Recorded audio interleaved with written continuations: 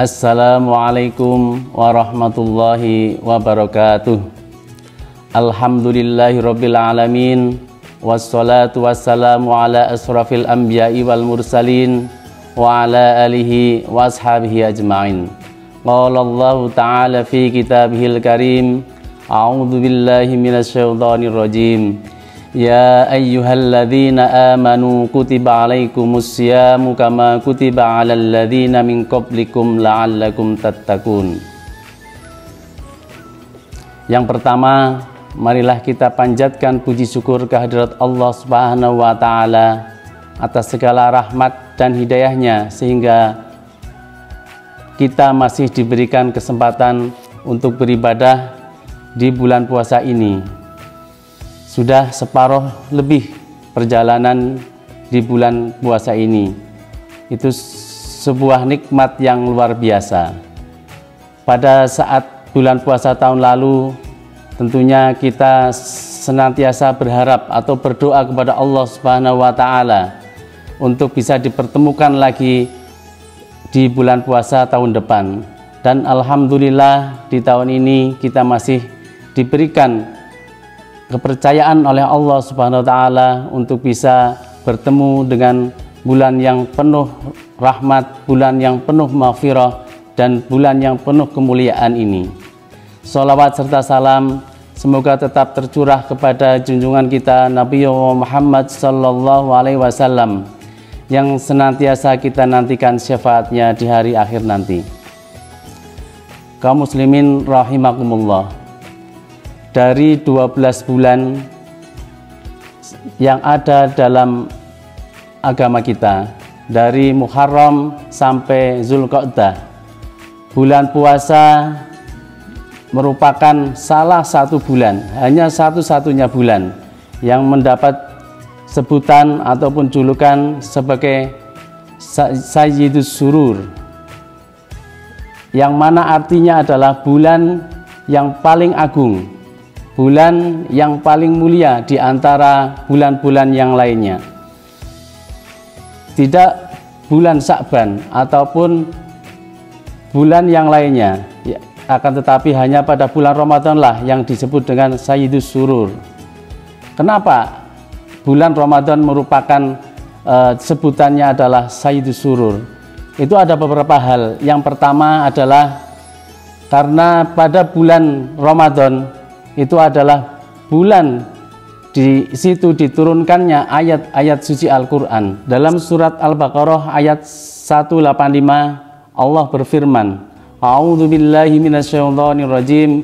Bismillahirrahmanirrahim. Syahrul Ramadan alladzi unzila fihil Qur'an hudal linnas. Yang artinya bulan Ramadan adalah bulan yang di dalamnya diturunkan Al-Quran sebagai petunjuk bagi manusia. Nah, oleh karena itu pada saat bulan Ramadan, amalan yang paling utama adalah kita disarankan untuk banyak-banyak membaca Al-Quran yang sering kita kenal sebagai tadarus Al-Quran. Kita hiasi malam-malam pada bulan puasa dengan Al-Quran, baik itu di masjid, di rumah maupun di mana saja, itu kita diharapkan untuk bisa meneranginya dengan pembacaan ayat-ayat suci Al-Quran. Kemudian sebab yang kedua, mengapa bulan Ramadan itu disebut sebagai Sayyidus Surur? Yang kedua adalah karena pada bulan Ramadan itu ada satu malam yang sangat mulia, yaitu pada malam tersebut adalah apa yang kita kerjakan, kebaikan yang kita kerjakan ataupun amal ibadah yang kita kerjakan itu lebih baik daripada 1000 bulan, yaitu yang sering kita sebut dengan Lailatul Qadar. Sesuai dengan firman Allah dalam surat Al-Qadar, A'udzu billahi minasyaitonir rajim. Bismillahirrahmanirrahim. Inna anzalnahu fi lailatul qadr wa ma adraka ma lailatul qadr. Lailatul Qadri khairum min alfi syahr. Tanazzalul malaikatu warruhu fiha biizni rabbihim min kulli amr. Salamun hiya hatta matla'il fajr. Bahwasanya apa yang kita kerjakan pada malam kemuliaan itu adalah lebih baik daripada 1000 bulan. 1000 bulan itu sekitar 83 tahun ketika kita menjumlahkan dengan hitungan tahun. Tentunya kita umat Muhammad itu jarang sekali atau sedikit sekali yang usianya sampai ke 83 tahun. Seandainya kita mau bercermin diri atau mawas diri dengan usia kita sekarang, tentunya banyak dosa yang sudah kita perbuat di masa lalu. Sebagai contoh misalnya, dengan kita berbuat dosa 30 tahun, kemudian kita 20 tahun untuk taubat, itu secara hitungan perdagangan tentunya itu tidak akan menutup dosa yang 30 tahun kita kerjakan dengan taubat 20 tahun yang kita laksanakan. Oleh karena itu kita harus bisa memanfaatkan momentum waktu yang sangat luar biasa ini, yaitu Lailatul Qadar. Karena tidak semua manusia akan menjumpai yang namanya Lailatul Qadar. Pertanyaannya adalah, kapan Lailatul Qadar itu terjadi? Imam Ghazali menyampaikan bahwa Lailatul Qadar itu terjadi di 10 hari terakhir, yaitu di tanggal-tanggal ganjil atau malam ganjil. Akan tetapi jika kita mau menggapai Lailatul Qadar, kita tidak boleh hanya fokus pada 10 hari terakhir itu saja. Akan tetapi kita dari awal harus mempersiapkan diri. Dari puasa hari pertama puasa, kita mempersiapkan diri untuk bisa menjumpai Lailatul Qadar, sehingga kita bisa memanfaatkan yang namanya Lailatul Qadar, sehingga kita bisa mendapatkan manfaat daripada Lailatul Qadar, yaitu ibadah yang kita lakukan ganjarannya lebih baik daripada 1000 bulan ataupun sekitar 83 tahun. Terus kemudian alasan lain kenapa Ramadan itu disebut sebagai Sayyidus Syuhur, yang jelas yang ketiga adalah karena pada bulan puasa segala amal ibadah itu dilipat gandakan. Bahkan Rasulullah SAW pernah menyampaikan, ketika umatku akan mengetahui akan indahnya ataupun akan apa yang mulianya di bulan Ramadan itu, tentunya umatku akan mengharapkan dalam 1 tahun itu semua bulan adalah bulan Ramadan. Karena bulan Ramadan itu adalah bulan penuh maghfirah, bulan penuh dengan ampunan, bulan penuh dengan ketika kita berdoa insya Allah kita akan diijabah.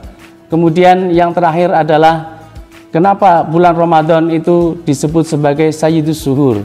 Yang keempat adalah karena pada bulan Ramadan ada kewajiban kita atau perintah untuk menjalankan ibadah puasa. Itu bukan semua umat muslim untuk kewajiban untuk puasa, tapi itu perintah langsung dari Allah disebut adalah cuma orang-orang yang beriman saja. Makanya di surat Al-Baqarah tidak disebutkan ya ayyuhalladzina aslamu, akan tetapi di situ disebutkan ya ayyuhalladzina amanu. Jadi hanya terkhusus bagi orang-orang yang beriman.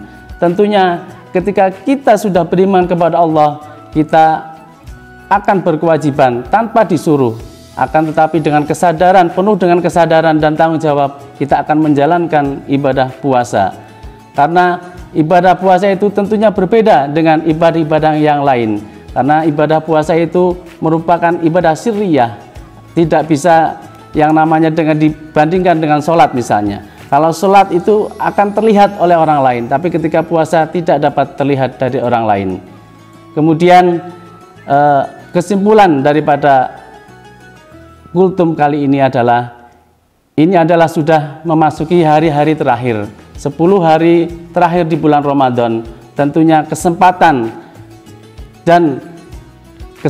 ini kita tidak bisa mengulanginya yang kedua kali.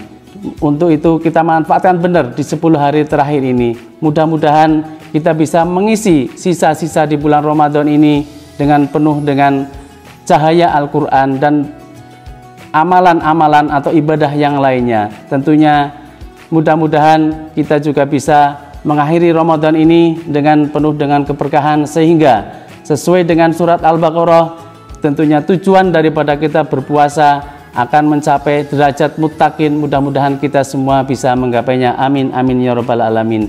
Kemudian mudah-mudahan kita juga masih bisa dipertemukan dengan bulan puasa tahun depan. Kurang lebihnya mohon maaf yang sebesar-besarnya. Wallahu a'lam bishawab. Wassalamualaikum warahmatullahi wabarakatuh.